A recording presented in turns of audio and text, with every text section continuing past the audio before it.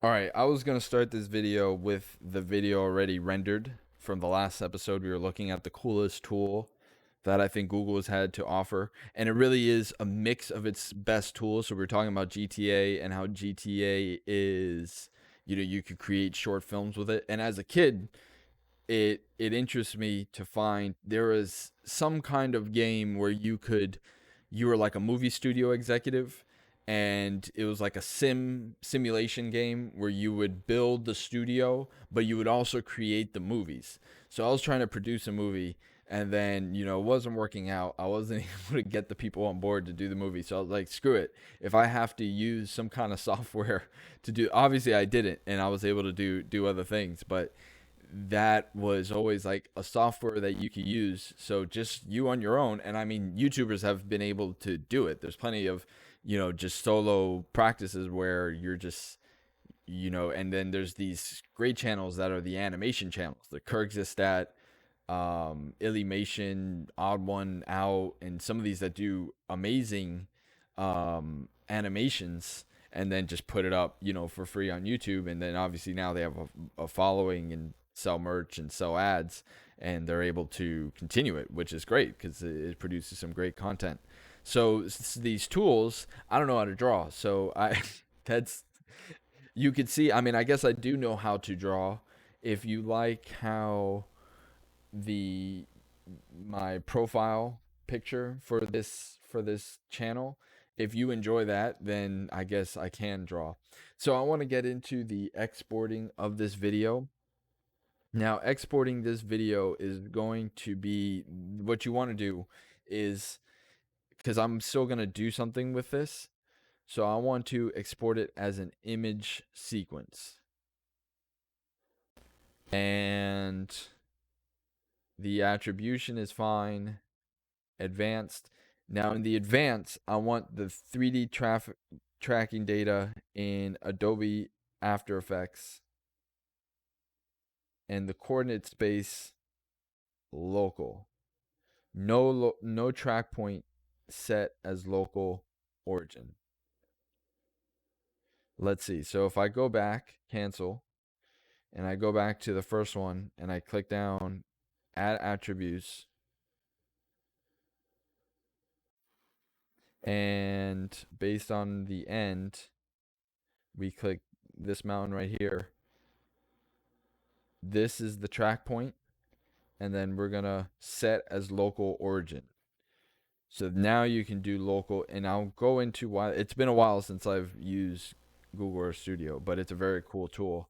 And I mean, you'll definitely see people using it. So humongous. So now we're gonna use the local coordinate space, and the texture quality we want high, map style, everything. We want it clean. We don't want anything on the map. We just want it to be like Neo flying through the Matrix. So what's great about it, so you see as it's loading, when it has to reload that first frame, it's not in cache, so it looks, unrendered. So when it's doing the live preview, you're not getting the best quality.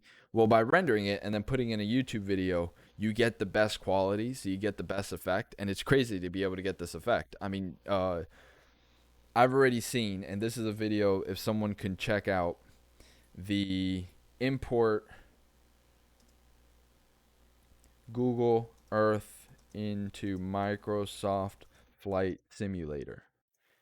And one of my videos that no one saw is how to. So I want somebody to see that. I may watch that and attempt it at some point, but this is very interesting because in my video I was like, you know what? Google Earth has always had a flight simulator where one of the benefits was that you could fly the whole world, because Google Earth, you can fly the whole world. So I opened up Google Earth, and if you just hit Control A, you're going to be thrown into, why is this big rectangle over the United States? Well, I wanted to do a video about if you were to fit everyone on the world in the world and gave them equal amount of space, like if you divided this up into a grid, how much square feet would everyone have? So I guess I can do that video real quick. We don't even need to. We can just do a little segue. So this is just random mathematical facts. So measurements. This is 1.4 million 14555 1,455,214 square miles. So if we went to our trusty calculator and we did 1455, or no, the world's population, 7,800,000,000 divided by 1,455,214, that's 5,360. So everybody on Earth, if they just moved into America, would have 5,300 square feet of space. Some people, so that would be an interest. You just divide up the land, and then now all of a sudden, it just in a perfect grid.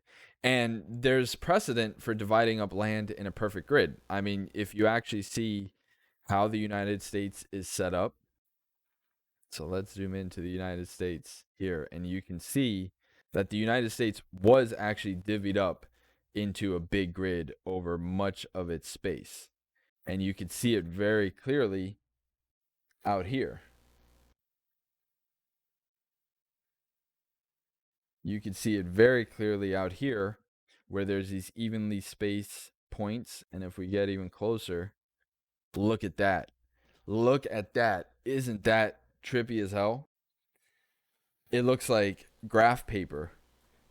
So this is how a lot of America was divvied up. The great expanses of America are literally divvied up, and I believe these are miles.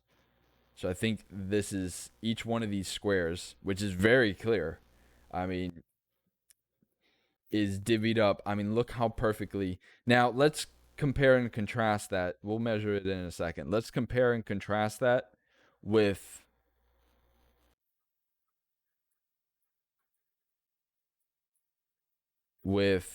somewhere like in Europe. Like, let's go the motherland. So if we go into London and we go into, like, not London, Britain. I mean, London's right here, but if we're in Britain and we zoom in to kind of the middle of Britain, look at how land is split up here. So this is how land is split up. Now, why is that the case? Well, since this land has been conquered a lot longer, or at least, I mean, why is it? I mean, people knew what straight angles were when these people were doing it, but maybe back to a time where they weren't. I mean, you could just see what's the major difference between the United States and Britain. And there's places in the United States where land is divvied up like this. I believe in, like, the original colonies. Like, let's go to, the Northeast, where some of the original colonies were. So let's go over here. Let's go.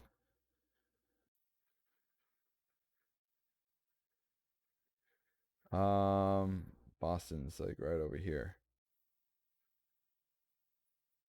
This is more city. I don't know. I mean, there's rural stuff out here. I mean, it's a lot of residential. There's a lot of homes. I'm not seeing farms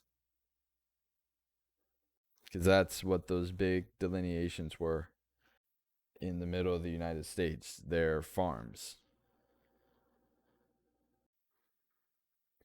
So that's crazy. So there's literally, and let's see, let's just confirm. Let's see, I have less than 60 seconds. Oh man, here we go. Here we go. So let's zoom in.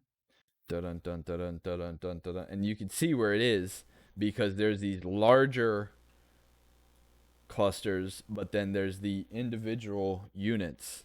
Oh man, time's running out. Time's running out, ladies and gentlemen. So let's do our measurement and let's do a path and let's see. So if we could see by the side, I believe 1.05 miles. So just about 1 mile. So each one of these is 1 square mile.